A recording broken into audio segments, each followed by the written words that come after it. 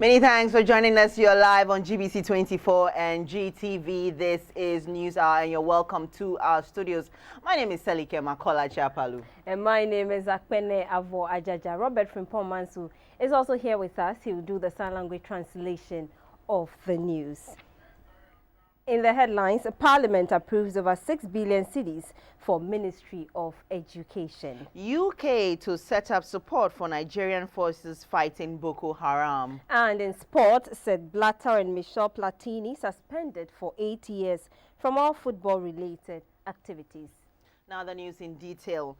The Secretary General of the TUC, Mr. Kofi Asamoah, says the Labour Union will meet tomorrow to impress upon the PURC and the government to reduce prices of utilities or be faced with a nationwide strike. Speaking to Radio Ghana, Mr. Asamoah said the union has informed the government and stakeholders about its position on several national issues after a General Council meeting.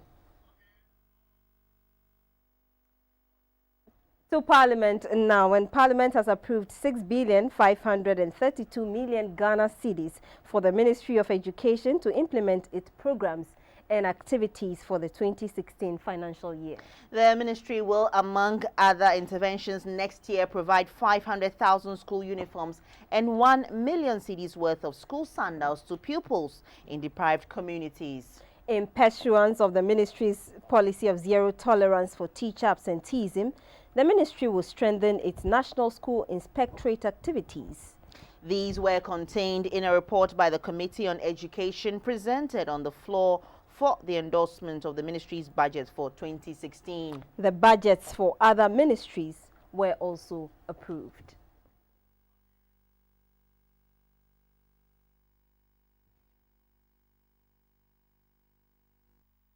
And staying with Parliament, the Speaker of Parliament, Edward Doa Jaho, has sworn in the newly elected member of the House for Amenfi West, Eric Afful. Mr. Afful won the seat through a by-election in the constituency following the passing on of the former MP, John Jetwa. In congratulating Mr. Afful, the Speaker asked him to be a representative of all the people and not only his party faithful. Mr. Afful took the oath of allegiance and the oath of a member of Parliament.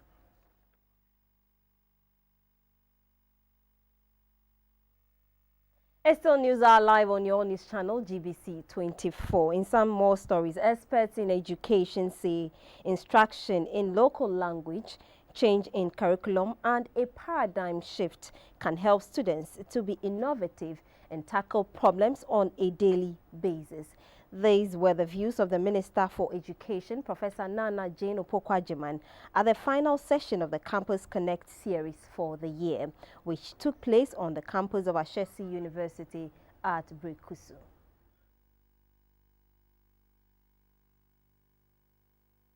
Rages on between educators in the country. The educators are sharply divided as to which means of instruction would be more beneficial to students in line with changing practices in the 21st century. At the last session of the Campus Connect series, the Minister for Education, Professor Nana Jane Opoku-Agyeman, repeated the call for local language instruction. Imagine the 4-year-old comes to KG with knowledge, and you start teaching the child in a language the child does not understand. You've already lost the game. And no matter what you throw at it, you can throw as many interventions as you wish at it because you have introduced an alienating concept. And I think that is very important for us to think about in education. Also discussed at the series was accreditation for private universities to enable them to award their own degrees. At the event, the Executive Secretary of the National Accreditation Board, Mr. Kwame Date, explained the necessary steps that private universities must take before they are granted a charter to allow them to award their own degrees. With each faculty having 3 departments. That is for the humanities. If you are in the sciences, at least 2 faculties, each with 2 departments. If you have them, those are the basic conditions after the 10-year period. If you have that, then you can apply for a charter. Campus Connect is an initiative of the Ministry of Education to create a platform for dialogue between the government and students. They hope this will bring the government closer to students. We now move on to a special report. In the city, getting suitable and affordable accommodation is a major problem. This stems from the deficit in the housing sector. Officials of the Rent Control Office in the country say as a result of this high demand in housing, landlords have taken advantage of the situation and charge exorbitant rents from tenants and demand advance payments. GBC24 set out to explore this issue of accommodation here in the capital. The development gap between rural and urban Ghana has led to the rural-urban drift, making our villages a less attractive place of stay. Factors such as the lack of jobs, vocational training, quality accommodation, the lack of social amenities and limited facilities that enable one to keep up with emerging demands of the internet age are all reasons why the national capital, Accra, has become a more suitable place to migrate to. So, the 2.27 million population of Accra continues to grow, and this is putting pressure on the limited resources within the capital. As one of the fastest growing cities in Africa, food in Accra is available, but to find a place to lay one's head is the main challenge. Some tenants have been telling GBC24 how stressful it is in finding accommodation in the city. It's very expensive, and it's expensive depending on where you want your accommodation. I mean the geographical location. You go to places like Cantonment, East Legon, then it's very expensive there. But in places like Dakuman, Fadama, like moderate around that place. Like my parents sent me something like 500,000 leons in cities. Like if I convert it, it's 250 cities, and 250 cities cannot be able to upkeep me for the rest of the month because things are very expensive in Ghana, and more especially when you talk about the accommodation thing. If I rent a room, it must include the private items that I'm using within the arena, and that is the case. I need not to go outside. For instance, when I go outside in the night for a private, something might happen. So if the government can do something and then build some structures for us so that we do lower rank this thing, we can also rent and then have everything intact. It's really sad that you see the government is building. You see the buildings or the construction going on. But at the end of the day, you see that these are given to people that let's say you even go and file for yours, you don't even get it. There are agents, some of who work with recognized institutions, to find accommodation for those who want one. Deal with the people who are established properly. Go into an office, sit with somebody you know can get you what you want. Secondly, try and find, what you need first before you even go there. Don't go and open all your options because he will show you everything he has and show you everything that may not even be in your budget. The principal rent officer, Chum Ampofo, told GBC24 that some landlords are now demanding payments in dollars, which is illegal. According to him, the shortage of housing in Accra needs to be addressed. If landlord want to take rent from a tenant, the genuine way of doing that is to make sure he come to rent control for us to go and assess the premises to know or to ascertain rent payable per month than to tell us that you have already pronounced your rent and should be in the city equivalent. Who gave you the rent to be pronounced that one should pay this? It's not done. The landlords had this to say about the accommodation problem. If the local currency is stable, then they wouldn't have any problem with the pricing of rental income in the local currency. But if it's not stable, then it's beyond the control of realities, and it's only the government that can come in. The accommodation crisis in Accra has led to the springing up of squatters in the most unlikely places around the city. For example, even the deaths recorded in the June 3 floods is not a deterrent. The squatters are back, defying every measure to move them.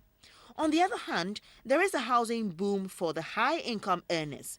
There is a boom in high-rise buildings, fully furnished at high-class areas. Government bungalows for government workers have been pulled down and replaced with modern houses. A casual observer of the accommodation scene in Accra will say the real estate sector is growing. But who are the beneficiaries? Let's move to the Central region now. GBC Radio Central in Cape Coast, in collaboration with Tatters and Friends Foundation, has begun the Christmas celebration with pupils of the Cape Coast School for the Deaf and Blind. Food items, footwears and bales of clothing and detergents were presented to them. The initiative was taken by Tatters and Friends Foundation in collaboration with Radio Central in Cape Coast and was later joined by the Atamils Care and Foundation and the Ahaban Foundation. Radio Central used its platform to solicit support by ways of items and cash donations from its listeners. The group dined with the 570 pupils. The children also treated their guests to some performances.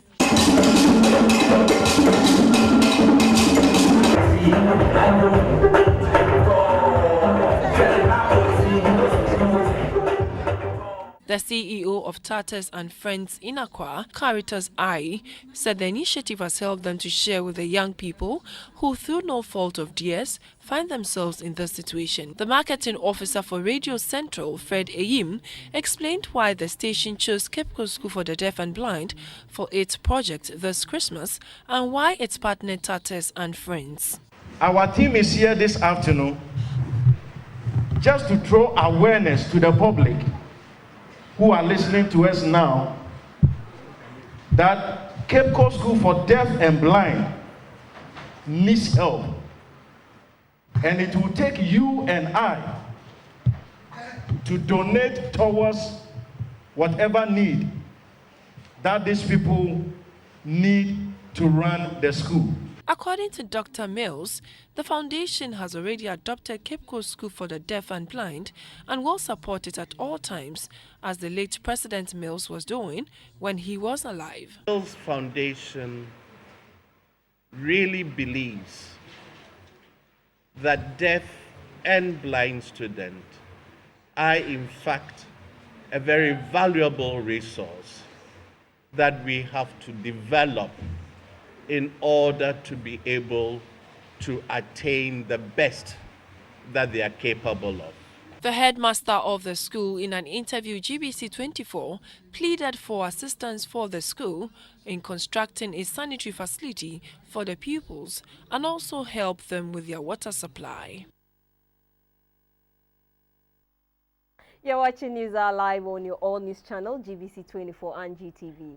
We'll take a quick break. We'll return with more.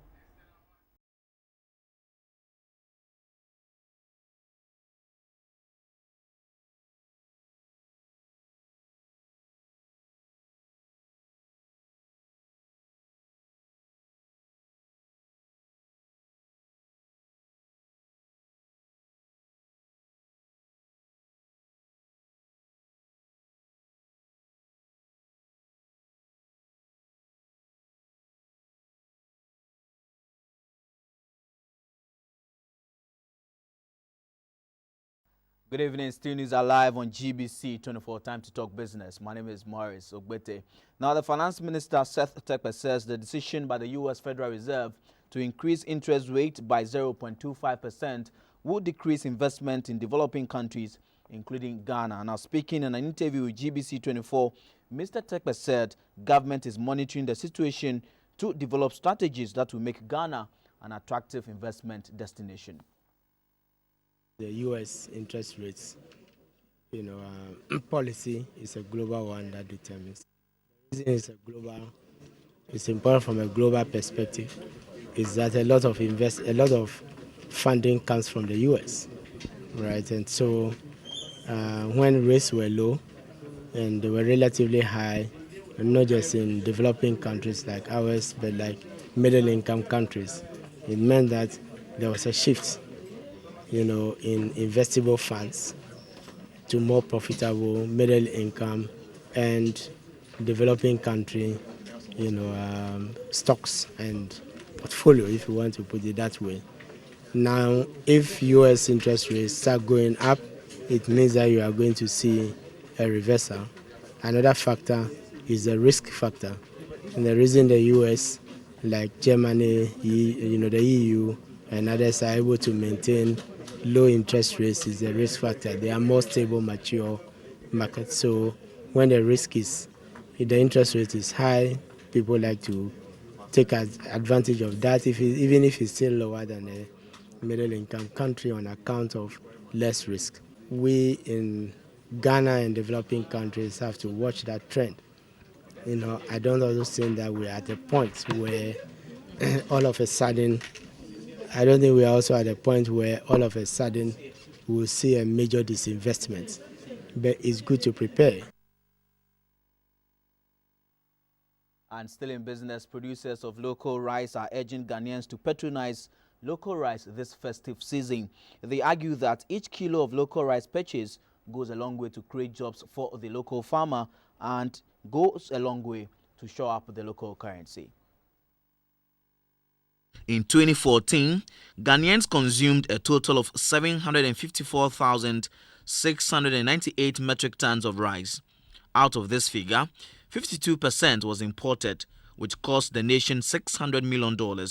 The country spends an additional $400 million annually to import sugar, tomatoes, vegetable cooking oil, frozen fish, poultry and wheat. Economists say over-reliance on imports is a major contributor to the depreciation of the local currency. In 2015 alone, the Ghana cedi declined by 24%, marginally less than 26.2% depreciation recorded in 2014. We Ghanaians need to patronize our local products to create job avenue for our people. If we patronate our own goods, our workers, our people in the streets will also have some work to do. And more job avenues will be created, and more people will be employed in these sectors. Players in the local rice industry say the woes of the local currency can be redeemed if attention is given to the rice industry. With the aim of making local rice more attractive and appealing to Ghanaians, the Agric Ministry, in collaboration with some local rice producers, have put together a program dubbed Rice on the Street.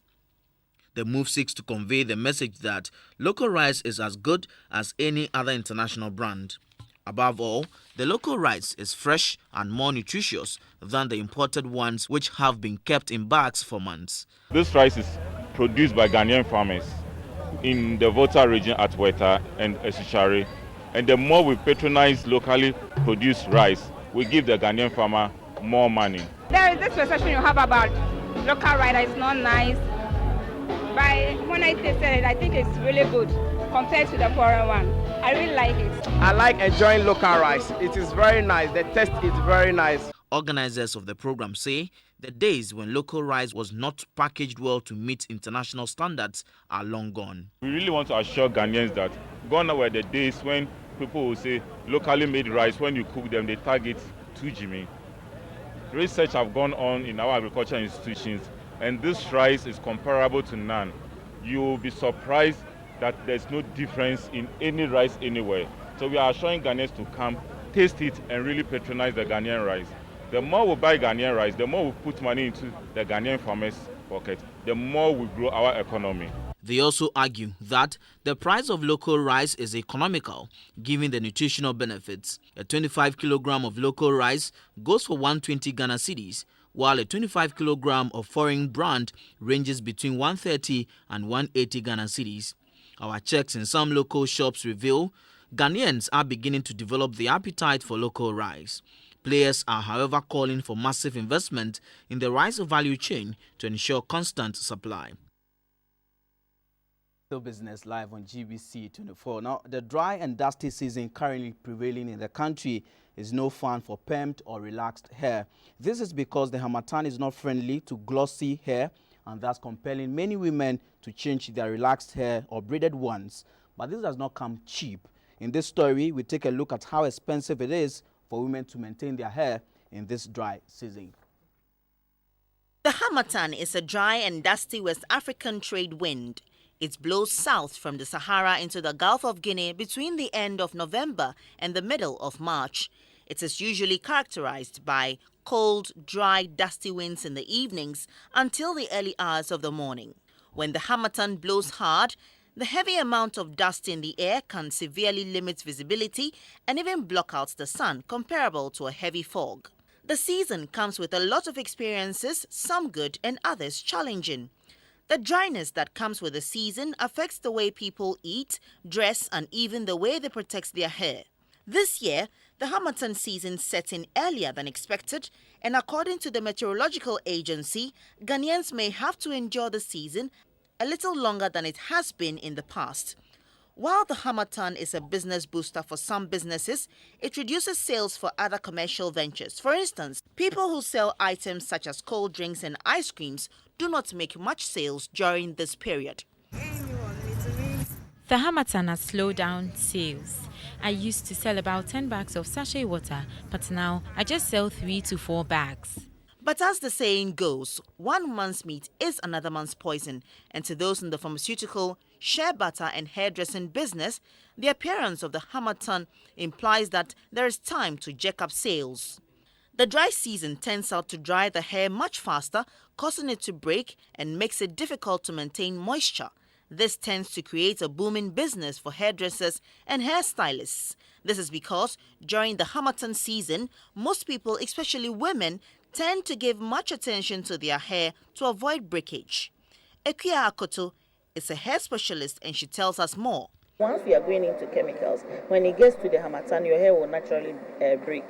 Ekia again suggests that the way out to keeping the hair from breaking is to wash it constantly, dry it moderately, and oil it every day. High on her scale of preference in terms of oil for the hair are olive oil or coconut oil and shea butter.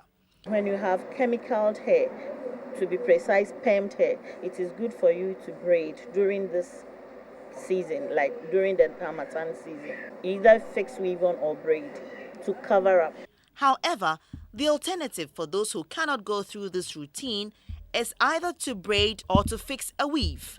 Josephine Sapoma is a national service personnel experiencing hair breakage due to the harmattan, and she explains why. I have decided to braid my hair because of the harmattan. My hair is broken. As you can see here, it's really broken. So I am braiding it to prevent it from breaking more. However, the braiding and fixing of the hair comes with another cost. The broomstick, it ranges from 50 Ghana upwards. And then from here, it ranges from, let's say, 45 Ghana upwards. When it comes to the braids, the smaller it is, the higher the price. And so, same applies to the braids. Madame Ekia Akoto, a hair specialist, said Ghanaians must stick to natural hair because it suits the tropical weather. When you look around, you realize that when you take 10 women, about 7 of them are into natural right now. I mean, which was not like that previously, right? So it means that the chemical is having its toll on people's scalp. Once you have chemical hair, it means you've touched the natural hair. It will go off during harmattan season. Josephine's hair is now in good shape, but she had it at a cost of 85 Ghana cedis. To her, it is better to part with 85 Ghana cedis out of her monthly allowance of 350 Ghana cedis than to allow the harmattan to break her hair. Still business live on GBC24. Go over to the interbank market where the cedi opened the week on a good note. It gained a peso against the pound sterling to close trading at 5 cedis, 65 pesos.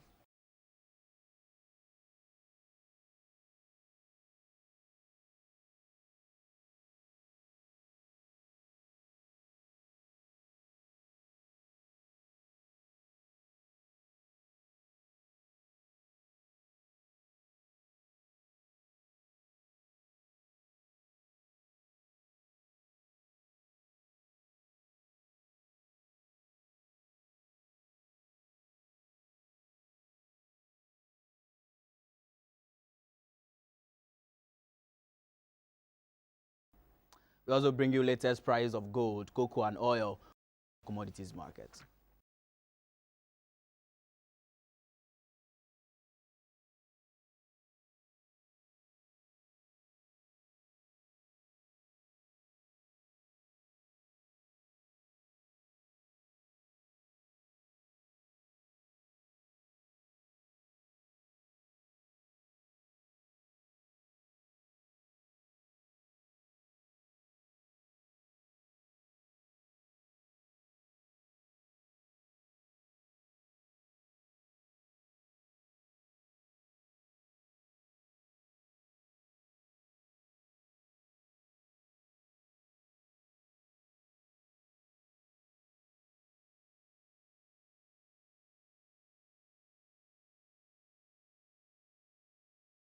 The news continues after this break. Stay with us.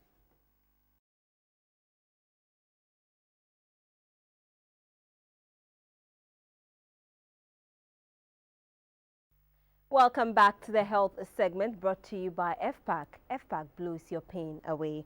The board and management of the Kolebu Teaching Hospital has refuted the allegation of mismanagement leveled against the Chief Executive Officer of the hospital by the Kolebu Senior Staff Association. At a news briefing in Accra, the board chairman, Professor Mauli Salah, assured the public of the continuous provision of quality service by the premier hospital in the country. Recently, the Senior Staff Association of the Kolebu Teaching Hospital demanded that the Chief Executive Officer of the Kolebu Teaching Hospital, Dr. Gilbert Buckle, should resign because they believe he is repeating the mistakes of his predecessors. The group also accused him of being arrogant and disrespectful to the staff. They passed a vote of no confidence in him, citing various reasons including the lack of medicines at the hospital's pharmacy, payment of 100 Ghana cedis Christmas bonus to staff, and the funding of the CEO's travels. It is for this reason that the board and the management of the hospital held a news briefing in response to the allegation leveled against the CEO. The board chairman, Professor Anthony Mauli Salah, said all the allegations have no foundation. COSA has been requested to clearly explain and offer incidents that are informing its opinion that the CEO in particular and management in general are disrespectful and inconsiderate of staff. They were asked to provide management with information as to what was informing this opinion. COSA could not concretize anything in particular. There has been no judgment debt accrued to the hospital due to acts, commissions, or decisions of the CEO or the new board since coming into office in September 2014. The Chief Executive Officer of the Kolebu Teaching Hospital, Dr. Gilbert Buckle, was also emphatic that the allegations are untrue. The hospital is actually being managed well. The allegations that are made are unfounded, and there are no evidences of those allegations thereof.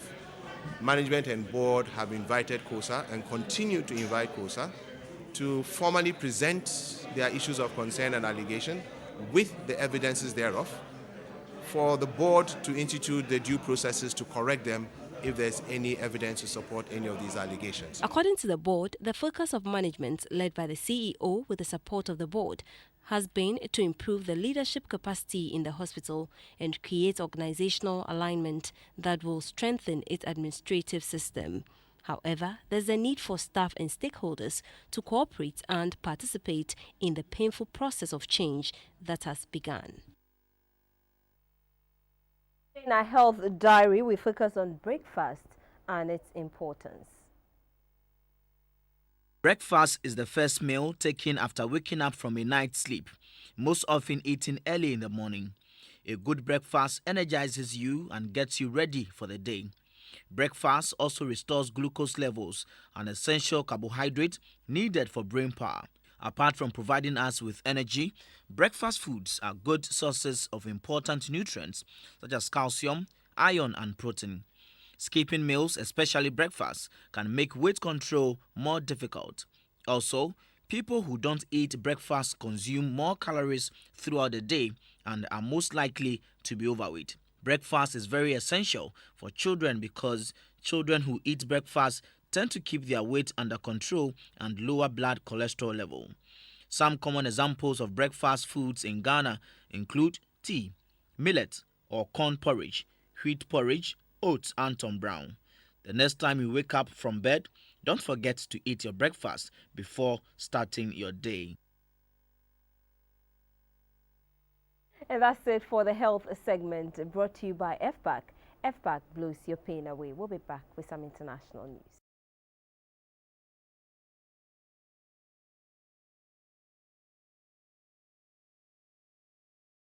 If you have just joined us, this is News Hour on GBC24. Now to what's happening on the international front. An arrest warrant has been issued for ousted Burkina Faso leader Blaise Compaoré over his alleged role in the 1987 murder of President Thomas Sankara. Judicial sources have said Mr. Compaoré's ally General Gilbert Diendere was recently charged in connection with the killing. Both men have denied any wrongdoing. Mr. Compaoré is in exile in Côte d'Ivoire after being forced to resign last year. Mr. Sankara, a left-wing radical, is considered a hero for many Africans.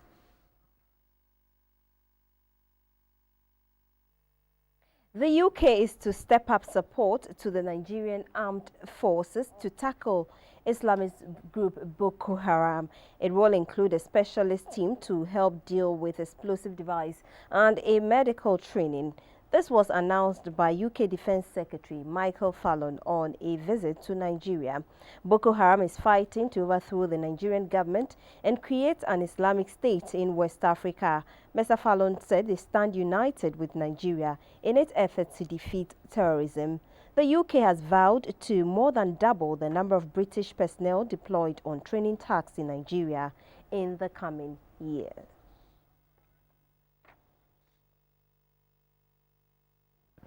In China, hundreds of rescue workers are looking for survivors after a landslide hit 33 buildings in the southern Chinese city of Shenzhen. 7 people were pulled from the rubble with minor injuries, but 85 are still missing.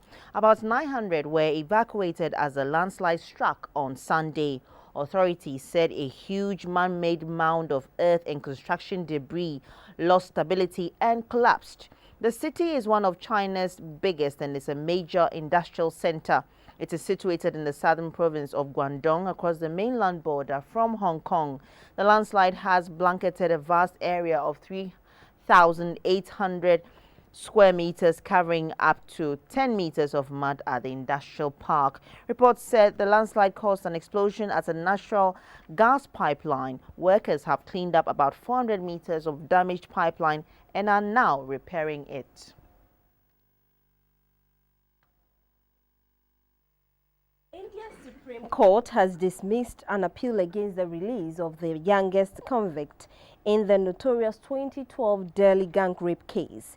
The rapist, who cannot be named as he was a minor at the time of the crime, was sentenced to a maximum 3 years in a reform facility in August 2013. He was released from detention recently and is currently housed with a charity because of fears over his safety. The court said under the current law, his detention cannot be extended. Jyoti Singh, a 23-year-old physiotherapy student, died after being brutally raped by 6 men on a moving bus in 2012, causing a global outrage. 4 adult convicts in the case are appealing against death sentences. A 5th died in prison. The release of the youngest convict has been opposed by many people, including the parent of late Miss Singh.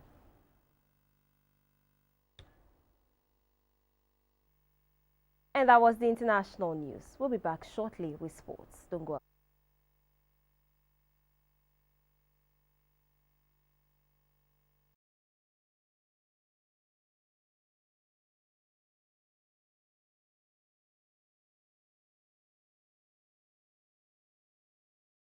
Welcome back to the news in the sports arena. Brought to you by Tobinco Pharmaceuticals. FIFA President Sepp Blatter and UEFA boss Michel Platini have been suspended for 8 years from all football-related activities following an ethics investigation. Blatter and Platini were found guilty of breaches surrounding a £1.3 million disloyal payment made to Platini in 2011. Both men denied any wrongdoing. The bans come into force immediately. FIFA boss since 1998, Blatter had already announced he was quitting ahead of February's presidential election. Platini's 60-year-old was tipped as a future leader of football's world governing body and had hoped to succeed Blatter. A 3-time European Footballer of the Year and former captain of France, he had been in charge of UEFA, Europe's football's governing body, since 2007. Blatter and Platini have also been fined £33,700, approximately $40,000 and $80,000 respectively. Both men are likely to appeal to the Court of Arbitration for Sport, but their careers in football appear over. Blatter and Platini are found guilty of ethics code breaches over the disloyal payment. Both claimed the payment was honoring an agreement made in 1998 for work carried out between 1998 and 2002 when Platini worked as a technical advisor for Blatter. The payment was not part of Platini's written contract, but the pair insisted it was a verbal agreement which is legal under Swiss law.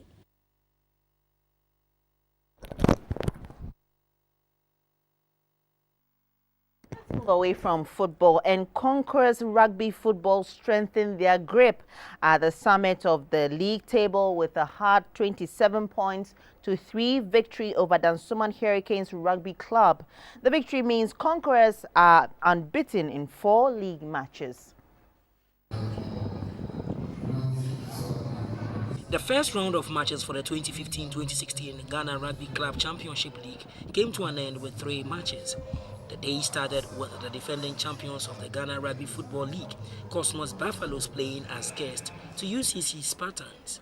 Buffaloes, one of the unbeaten sides in the league, started strongly with Aku Wilson, Ibrahim Labaran, Akumba Solomon, Saidu Ibrahim, Francis Lawson, and Swabiru Salem all scoring tries as they walloped the UCC lads by 72 points to 0. Cape Coast-based Griffons also tackled Accra Sharks. Both sides were looking for a win to kickstart their campaign. The Sharks from Accra could not find the right strategy to swallow their opponent as they lost by 52 points to 0. The win is the first for the Cape Coast-based club. The top of the table clash on the day was between Conquerors Rugby Football Club and Dansoman Hurricanes. The two happen to be among the strongest sides in the league. They display stamina, skill, speed to the admiration of all.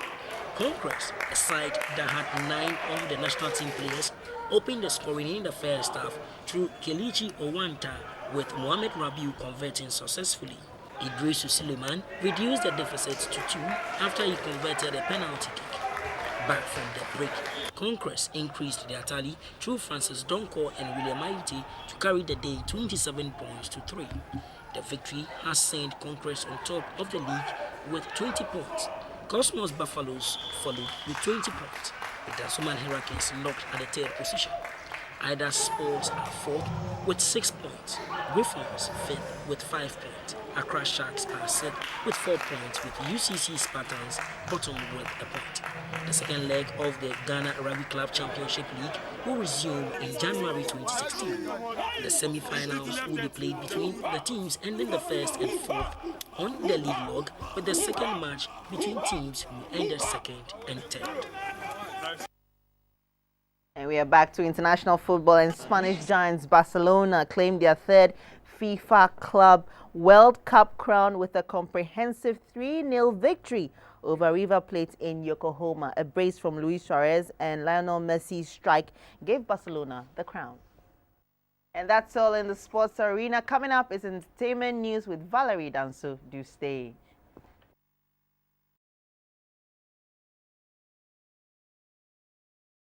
Hello, good evening. This segment is brought to you by Dom Papa Ginseng Bitters. Christmas is the season for taking stock and living right for God. It is also a time for showing love to one another, especially the less privileged. So this year, a party has been held at the Christ the King Church in Accra for some cured lepers to make them feel loved and accepted in society. The event saw many people, including cured lepers, for which the program was organized. There were performances by some groups, including the Christ the King Choir. There were lots of food and drinks for the lepers. Father Campbell, who is a priest of Christ the King Church and is also the chairman of the Ghana Lepers Association, spoke to GBC24 on the essence of the gathering. So it's our way of showing our love to them. This is Christmas time, and we want to show them that we love them, we care for them, that they are important people in society. And we don't shun them. We're not afraid of going in, we're not afraid of hugging them, we're not afraid of touching them, because we love them so much. Two of the cured lepers thanked the organizers on behalf of the Lepers Society. We are surprised for the gestures and we are grateful for what he has done.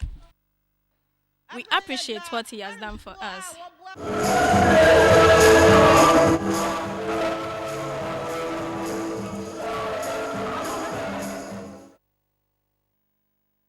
The Winneba Youth Choir has held a Peace on Earth 2015 Christmas concert here in Accra.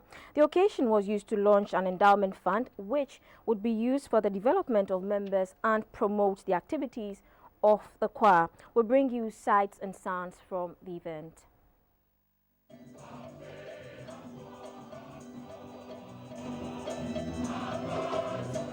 The Winneba Youth Choir has had a vision to remain an internationally recognized youth choir which projects a positive image of the African youth who are into African choral music. Thus, it blends its repertoire with songs from all nations of the world to the admiration of choral music lovers.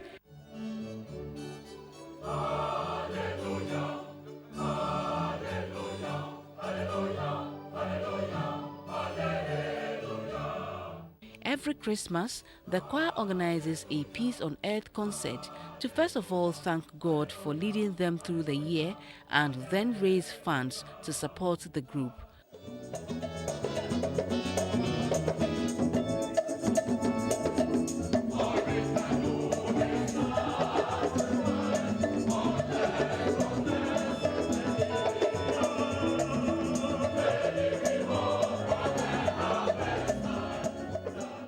The chairman of Svani Group Limited, Mr. Thomas Swanika, and his wife, Madame Joanna Swanika, among other things, donated 50,000 Ghana cedis as seed fund to support the group.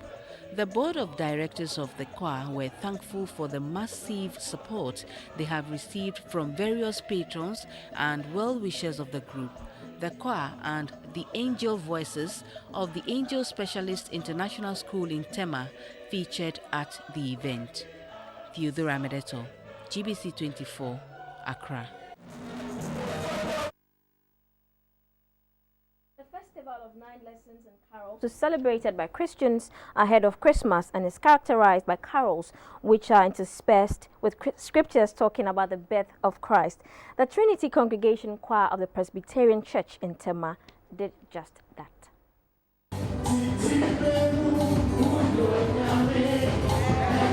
For the Trinity Congregation, it was a night of praise and thanksgiving to the Lord for his faithfulness in the year.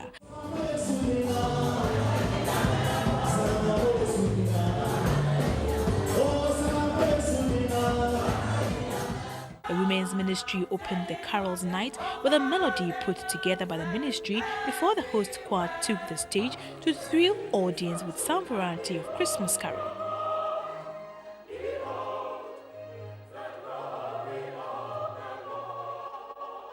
The Trinity Congregation Singing Band and the Men's Fellowship also revealed what they had up their sleeves.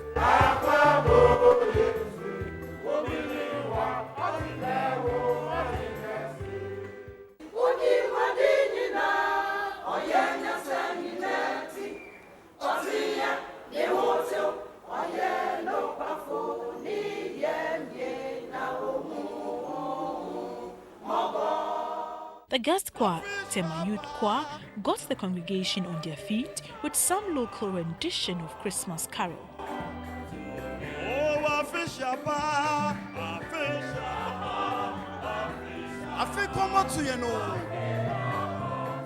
The Community 4 District Minister of the Presbyterian Church, Reverend Dr. Isaac Fukuo, asked the congregation to use the season of Christmas to bring peace and love among all humanity. If we believe in the light and walk in the light, there will be joy in our lives.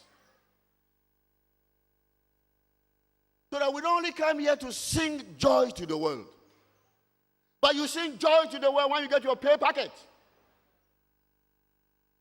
Christmas means that when the light shines on the nation, people work and they are paid.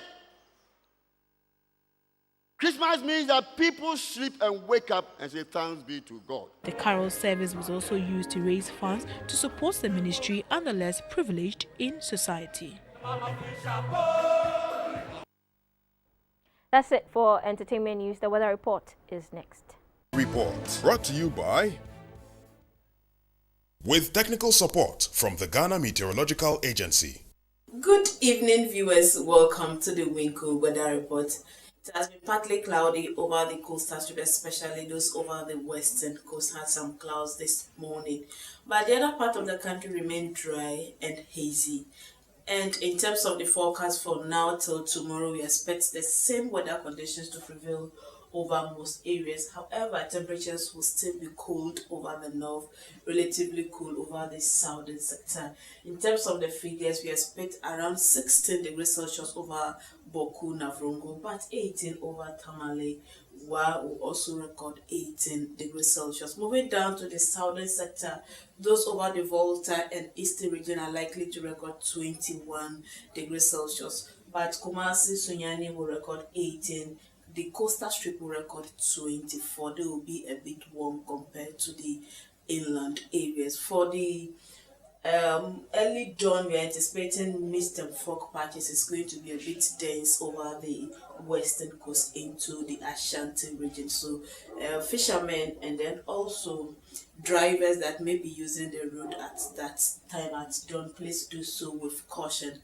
For the afternoon, dry and hazy across the country with sunny breaks. The afternoon is going to be warm over most areas. But in terms of rain, nothing like rain this season, just dry and hazy. Good for any outdoor activities. Temperatures will be a bit uniform, 33 over most areas, but 31 over the west coast. So this is going to be from now till tomorrow. Up on our screen is a forecast for the next 48 hours.